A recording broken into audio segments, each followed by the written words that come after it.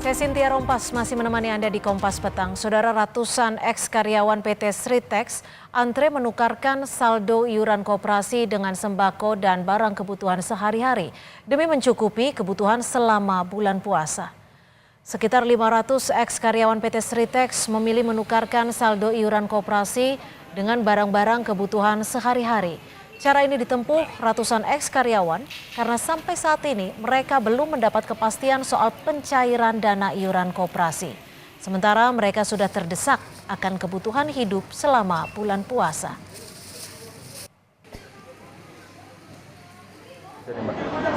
Banyak Mas, ada sembako, kebutuhan rumah tangga kebanyakan. Itu untuk apa itu Mbak nanti Mbak? Ya kebutuhan untuk selama belum bekerja, alhamdulillah ini bisa cair 400, bisa buat hidup sebelum dapat kerjaan lah Mas. Mengenai kepastian pesangon dan THR bagi ex-karyawan PT Sritex, Satgas Kepailitan Sritex mengaku masih dalam tahap pembahasan. Menurut Satgas, pihaknya masih fokus pada proses pencairan jaminan sosial BPJS Ketenagakerjaan bagi ribuan ex-karyawan. Satgas menegaskan ataupun memastikan pesangon dan THR bagi ex-karyawan tidak hilang dan tetap terbayarkan setelah urusan pencairan jaminan sosial BPJS Ketenagakerjaan selesai. Itu jangan sampai hilang, jangan sampai kurang dan sampai hilang. Itu akan diurus kemudian nanti. Ya, one by one lah, satu persatu, jangan langsung semuanya. Yang sudah jati sudah jelas. Pesangon yang belum. Nah, pesangon nanti akan kita urus berikutnya. Selain itu Pak, gaji atau yang dahulu masih ada? Gaji Karyawan gaji yang sudah beres semuanya. sampai Februari sudah selesai? Iya, sudah selesai semua. No problem, sudah. Sementara itu, Menaker Yasirli bilang dari hasil rapat koordinasi dengan Menko Pemberdayaan Masyarakat, pihaknya akan mendesak kurator untuk memastikan pencairan THR para ex-karyawan Sritex. Selain itu, Kemenaker juga mengawal komitmen untuk mempekerjakan kembali karyawan Sritex setelah opsi membuka kembali pabrik dicetuskan kurator.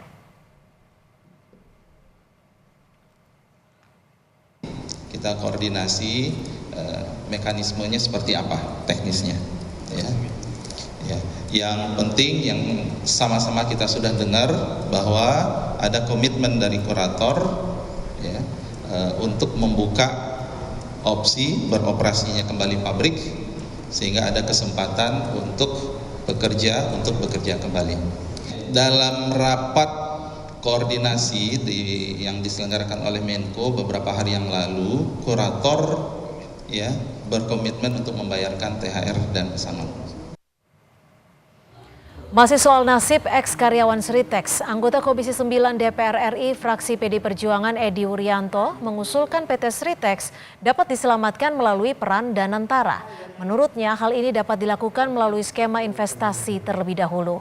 Edi pun menyambut positif jika pemerintah turun langsung mencarikan investor untuk Sritex. Karena itu saya menyambut positif pemerintah yang ingin membantu mencarikan investor baru tuh good tuh. Syukur-syukur kalau usulan saya, kalau dianggap Sritex itu berdampak pada perekonomian nasional. Kan kemarin diundang juga Pak Erick Thohir, ada Menaker. Presiden mengundang Erick Thohir untuk apa? Kalau Menaker jelaslah urusan hak pekerja. Tapi kalau BUMN Menaker hubungannya apa dengan ini? Barangkali negara mau investasi, boleh. Mengapa tidak kalau memang Sritex itu dianggap punya daya ekonomi lebih tinggi. Kan punya Danantara sekarang. Danantara kan digunakan untuk investasi.